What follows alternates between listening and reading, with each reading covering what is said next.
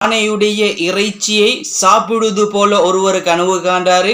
இப்படி கனவு கண்டா என்ன விளக்கம் என்றா, பெரியோரு அரசனிடத்திலிருந்து, ஒரு அதிகாரியிடத்திலிருந்து அல்லது ஒரு தலைவரிடத்திலிருந்து அவருக்கு செல்வங்கள் ஏற்படும்.